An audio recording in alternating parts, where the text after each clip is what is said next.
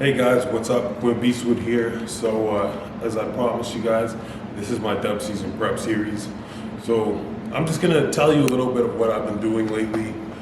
So for 4 days a week, I'm doing 25 minutes fasted on the bike, the recumbent bike, and it's pretty much like HIIT cardio. There's like 5 minutes where I speed up, I go at like a very intense speed, and the rest of it, like I cruise at a more, moderate, appropriate pace. So my cardio is not too crazy. 2 other days during the week, I do 35 minutes on an incline, about 3 miles per hour on the treadmill. So that's my cardio. I believe I have been on prep for 4 weeks now. My weight has been fluctuating from 274 pounds. That's what I started at, to 271.6 right now at the lowest. I go up and down here and there, so my composition is changing. You know what, maybe I'll post some pictures of before and afters here. Maybe you'll see them. I don't know. But so yeah, things are going well. My composition is getting better, not dropping too much weight. So I feel like it's a good sign. Maybe maybe I built a bit of muscle since the last one. I feel like I'm 7 weeks out right now. So at 7 weeks, I think the conditioning is in a pretty good place. So today, we're actually going to do a workout video. We're going to train chest and train chest with Dorian and Cody. And I think Fouad's going to be there, Fouad Abiad. If you don't know Fouad, he's a legendary Canadian bodybuilder. So hope you enjoy the workout. But before the workout, I want to talk to you about a couple things. Do I think I have good genetics? I think I have good genetics. All right, I get a lot of messages of people saying, do you have the best genetics in the world? Do you think you have the greatest genetics? And honestly, I don't. You can't measure genetics, guys. And people keep sending me messages about my genetics as if it's a compliment. Guys, it's not a compliment. It's just having good genetics. It is what it is. Just like if I have brown eyes and you tell me you have brown eyes, it's the same thing. I have brown eyes. Just like, I have good genetics for bodybuilding. However, I'm a big fan of almost all eras of bodybuilding. So in the 90s, Dorian Yates came in, he did his thing, and Dorian Yates actually admits that he didn't have the greatest genetics. And look at all the champions that he has beaten. And how did he beat those people? How is he better than them come show day? Because he was willing to do things that others weren't willing to do. He worked his ass off. He had an unparalleled work ethic. So what I'm trying to explain to you is you don't become a pro bodybuilder just based off of genetics. Like, there was a lot that went into the process that led me to where I am today. I do have great genetics, but I have brothers that work out too, and they're not pro bodybuilders because, of course, they haven't devoted the time and the dedication to bodybuilding. If it was just genetics, they would have we would have all been pros. Also, when I was coming up in the amateur ranks locally, there was a lot of good guys. Like, I wasn't the best up-and-comer locally. Of course, in the natural ranks, it wasn't that popular, so nobody really knew about any of us. But there was some other guys, and I don't really want to name any names because, of course, they didn't do what they were supposed to do to end up where I am. Like, maybe their work ethic wasn't all the way there. They would do like 4-week preps. And a lot of these guys, and of course, they're black guys. They look great. Like, they look better than me when I was coming up. So they would tell me oh, you want to work with a coach? And I'm like, that's kind of weird. You look good. Like, just do it yourself.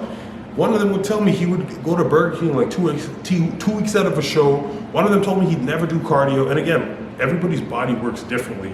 But for myself, I'm like, you know what? I'm going to have to go up against one of these guys. And I want to increase my chances of beating him.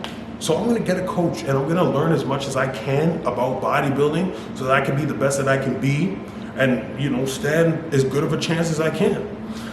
So of course, I ended up, coming out on top as time went on.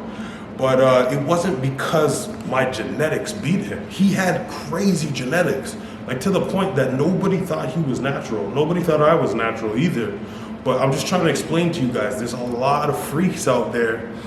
And you don't find out about a lot of them because they just, maybe they're not as dedicated, or maybe they just haven't put forth the same amount of devotion that you did. So anyways, guys, genetics isn't everything. All right, Phil Heath has incredible genetics. Indeed, he does. You cannot deny that. I mean, he's the gift. However, he's always in fucking condition. That boy is sharp. Every damn show, he looks good.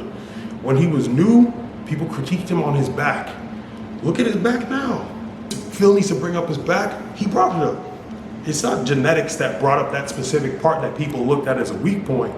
He worked on it. You don't end up in condition every year just because of genetics. Like, you gotta work hard for it. So what I'm trying to explain to you is, I'm not a fan of this whole genetic narrative.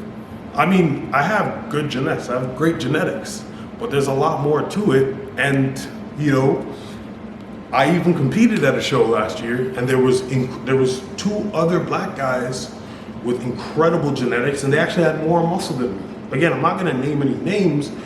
I beat them on conditioning. I didn't beat them on genetics. I didn't beat them on having more muscle. I won because I was more conditioned. So there's so much more to it than what meets the eye. But I'm just trying to educate you guys and let you know that telling somebody, wow, your genetics are amazing, it's not a compliment. All right? Now, another thing I want to address is the push-pull split. Okay, so push-pull versus the bro split. Of course, when I was natural, everybody I knew when I was coming up in the natural ranks was doing a bro split. It's just an old school bodybuilder type thing. Now, to my knowledge, I think there are people that say that scientifically the bro split isn't as effective if you're natural. Excuse me. And because apparently naturals need to train a muscle 2 times a week in order to make it grow. And how I counterpunch that is our recovery, because obviously I'm, you know, on stuff now. My recovery is better now than it was before. When I trained hard back then, I couldn't recover and train twice in a week. So I feel like training twice a week, again, this is entirely anecdotal. I'm not telling you what to do. This is just my opinion. Training twice a week, if your muscles are still sore, is not good. You're probably gonna end up hurting yourself or getting injured. And if you aren't sore from training your muscles twice a week, you're not training hard enough.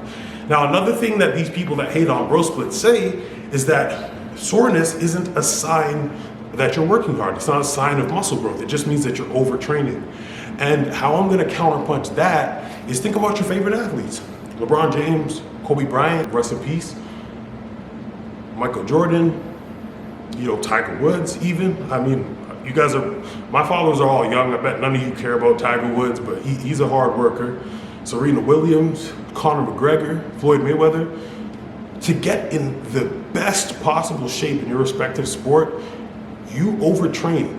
The best in the world all train hard. And if you want to be a bodybuilder, again, if you're somebody that just wants to be in shape and that's it, you could do whatever fucking workout you want. All right? Again, I'm not telling you what to do, but I'm saying there's no judgment if you're somebody that just wants to be in shape or just wants to build a bit of muscle or burn fat. However, if you're somebody that says you want to be jacked, you want to be a bodybuilder, you want to be a natural bodybuilder, but you're afraid of overtraining, I don't know. It's like bodybuilding is intense. Bodybuilding is extreme. The training is extreme. The dieting is extreme. That's how you get shredded. You don't get shredded from eating comfortably.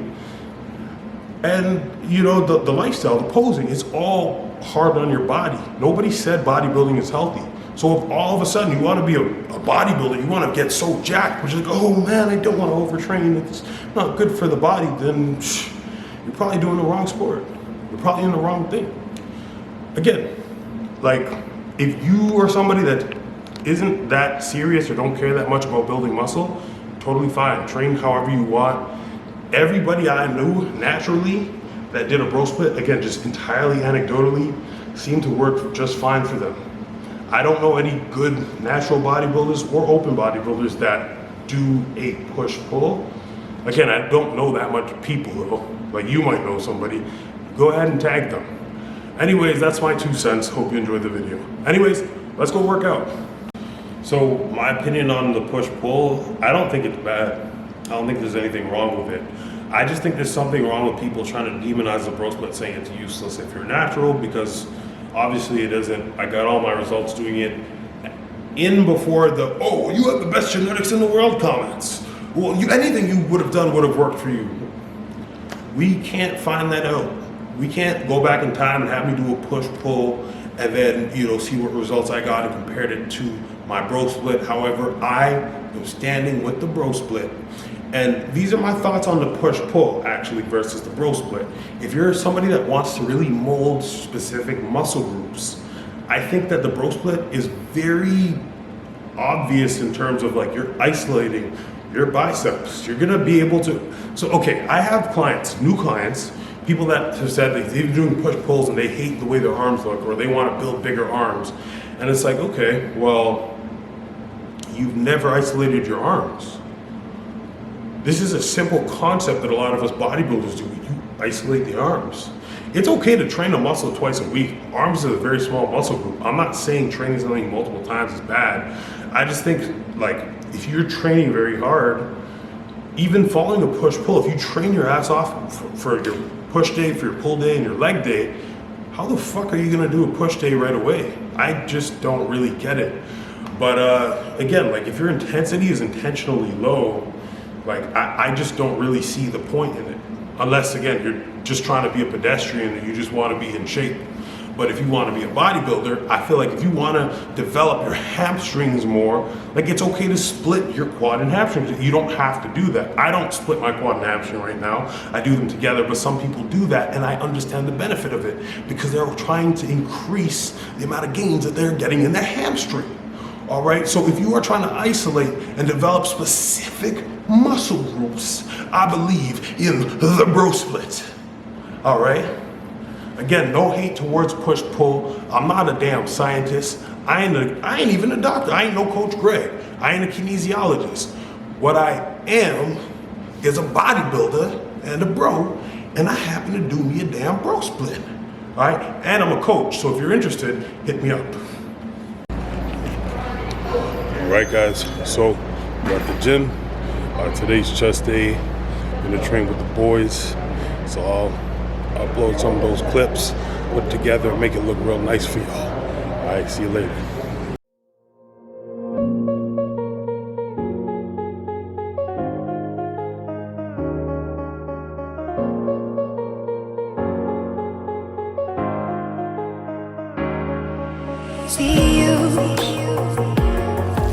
See you on the other side.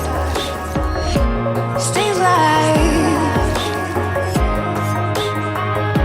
Stay alive. I got to keep it together. Keep it together.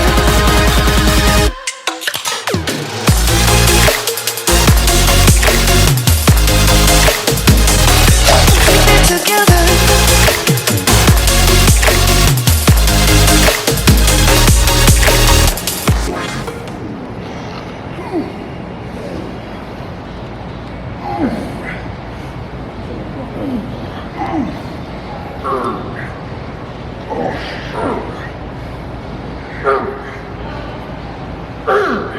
Come on, let's go.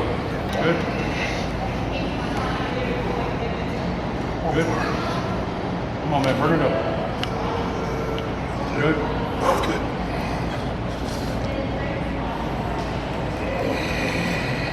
Thanks. Okay. That's it. Come on. Come on. Control the negative. Control the negative. Control. Come on. Drive. Control the negative. Hold it here. Hold it. Get there. Come on. Come on. Drive. Good. Here. Come on.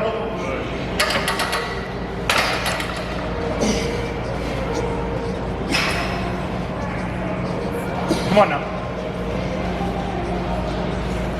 Yep.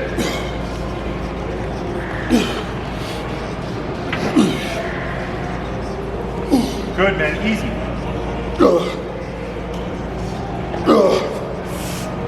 Yep. Come on. Let's go. Yep.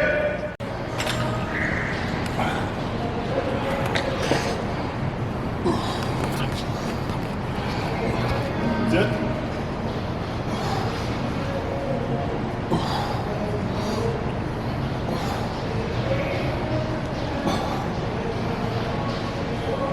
Nice.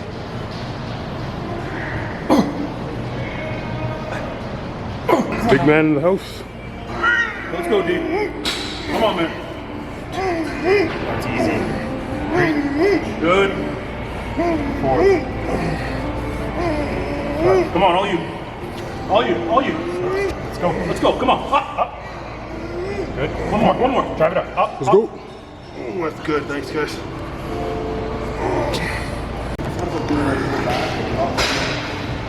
Let's go, Cody.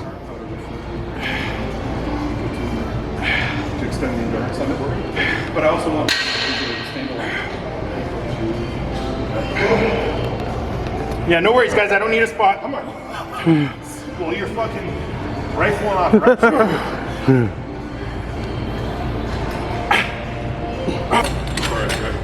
Let's go. Make sure you cut all that out.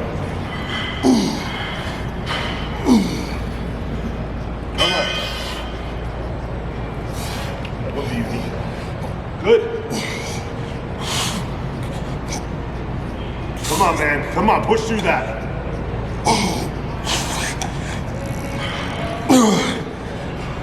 Oh, man. One more. Get it.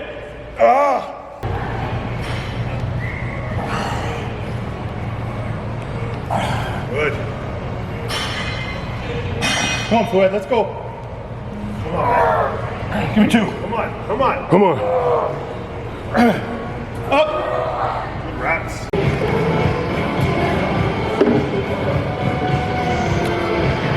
Good, man. Come on. Good, D. Let's go. Lean reps. Good. Good, man. Come on, I got 2. Come on, one more. That's it. Good, man. Come on. Let's go.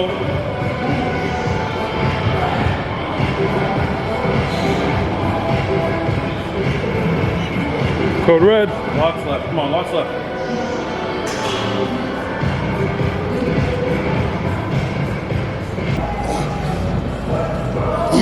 That's it. Squeeze. That's it. Nothing for you. Come on.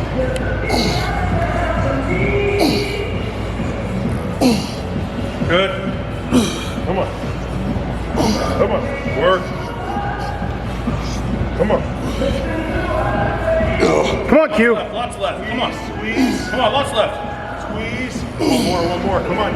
Up. Squeeze. Control in the negative. Control that. Control it all the way down.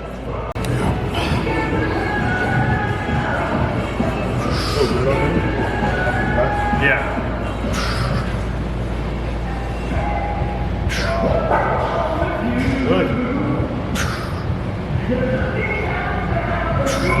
Good, Fouad. Let's go.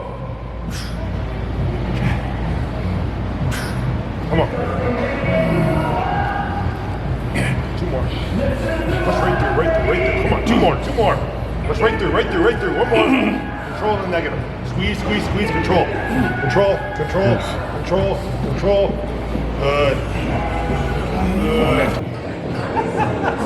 Good. Come on. That's it. Come on, man. Last set. Come on. Lots more, man. Come on. Squeeze. Good. Yep. Come on. Drive. Come on. More. Come on. Drive. Up. Good, man. Good job. Good. Let's go, Q. Come on. Easy. Come on. Good. Come on. That's it, man. Come on.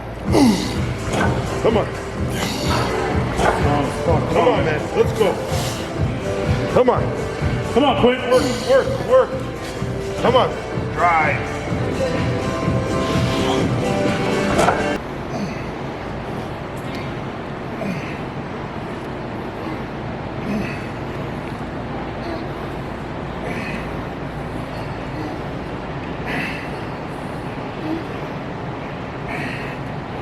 Let's go, D.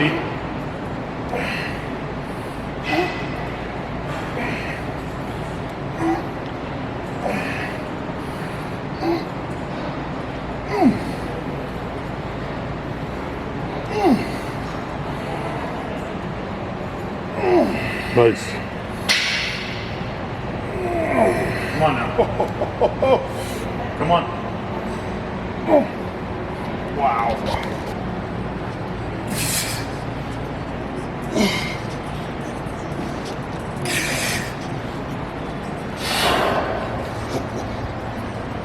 on.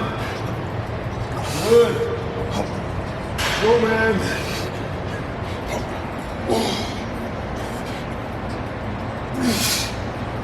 Good. Come on. Up. Good.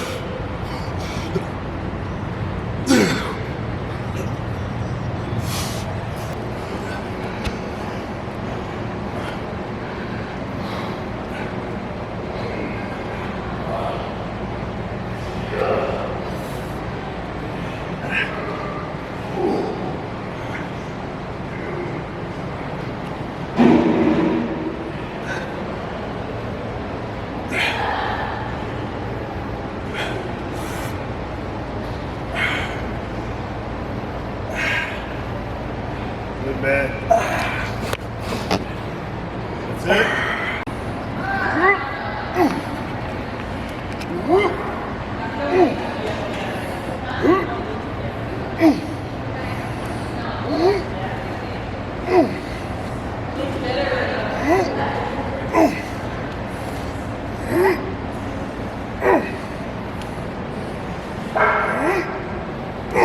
Nice.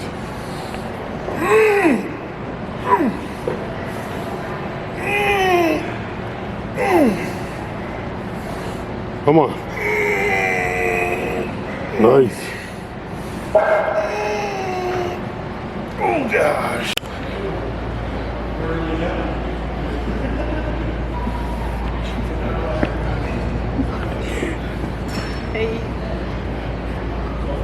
Allô. Bonjour, ça va?